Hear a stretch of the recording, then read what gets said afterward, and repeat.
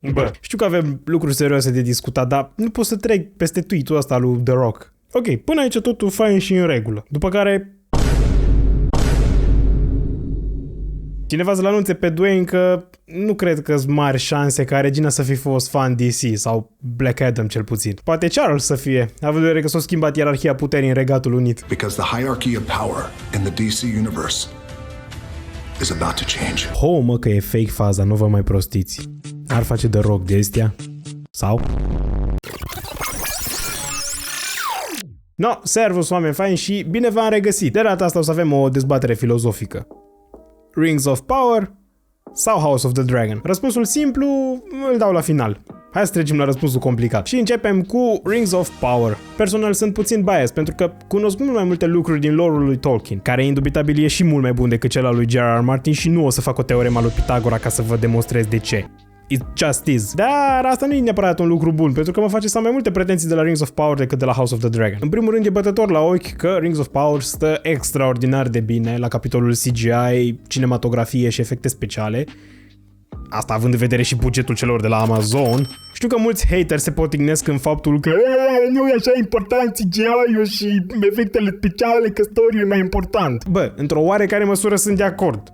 Dar nu poți să zici că CGI-ul și efectele speciale nu sunt importante, având în vedere că niște locații atât de mirifice cum sunt cele din Middle-earth, numai printr-un CGI bun pot să fie în adevărata lor splendoare. Așa că mă bucur că proaspătul serial de la Amazon întrunește foarte bine condițiile pentru a fi foarte visually pleasing. Când vine vorba de cast, pot spune că m-am atașat destul de bine de personaje, având în vedere că actorii fac o treabă foarte bună ca să se îmbine și să dea viața acestora. Și nu știu cum se face, dar cred că cel mai mult până acum mi-a plăcut de Durin. Adică accentul ăla scoțian de dwarf, n-ai cum. Prea fain. You missed my wedding! The birth of my children, two of them! You cannot barge into my mountain and demand I welcome you with open arms!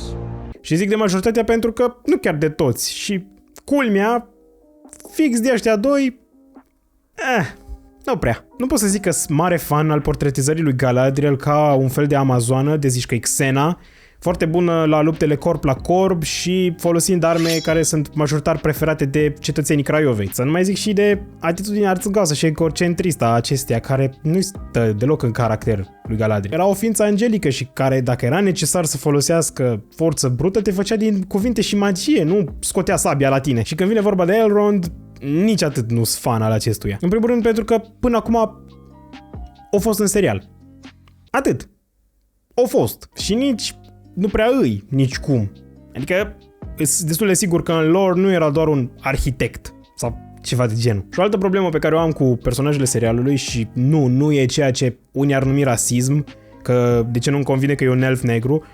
Sincer, am putut să trec foarte ușor peste treaba asta, cu toate că e destul de clar descris faptul că rasa lor aveau părul lung și erau niște ființe angelice, pointy ears și în principiu nu erau de culoare. Da, ok, am putut să trec foarte ușor peste și mai ales că, nu știu de ce, dar actorul îmi dă un vibe fine. E șmecher, dar deja am și zis care era problema mea. Părul lung, adică, frate, au rămas Amazonul fără buget la capitolul peruci? Au trecut așa prin toate CGI, efecte, actori, muzică, pam, și perucile erau undeva jos, probabil. Așa, ascunse, la anexe. Și ok, hai că Elrond și câțiva au părul până la umeri, dar ăsta efectiv are fade de zici că a ieșit de la frizerul din San Andreas. Legat de story, nu mă pot exprima extrem de mult, având în vedere că sunt numai câteva episoade. Până acum m-am prins, mi-a menținut atenția, nu m-a plictisit cu tone de vorbărie ca în primul sezon din Game of Thrones. Oh, Doamne! Și deși mulți zic că e un tempo destul de lent, mi se pare destul de normal pentru un serial atât de mare care trebuie să se pună pe picioare. Și am mai zis asta multora.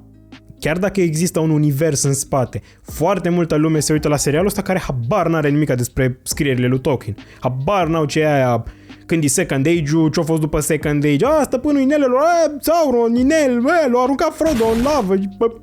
Dar deja în Second Age și eu trebuie să fac destul de mult research ca să-mi dau seama cam ce și unde. Mai ales că în scrierile din Second Age sunt foarte multe goluri.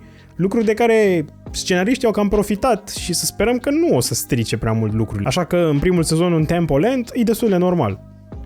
Chiar și pentru Game of Thrones, care dacă ăla nu a început lent, nu știu ce serial a început lent.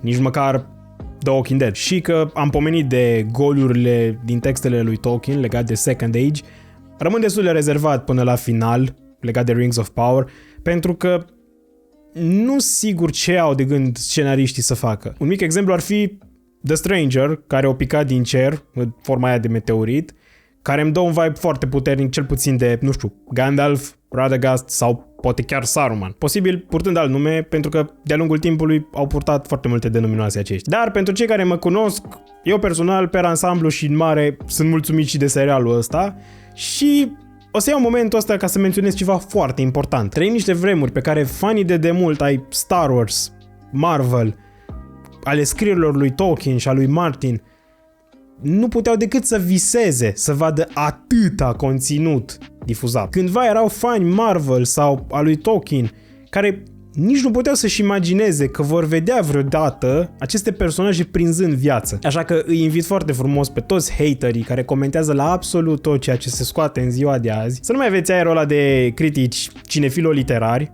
să vă maturizați și voi puțin, că sunteți ca niște copii de aia plângăcioși care, indiferent ce primesc, se plâng și meritați să nu mai primiți absolut nimic, până nu creșteți și voi un pic mai mari.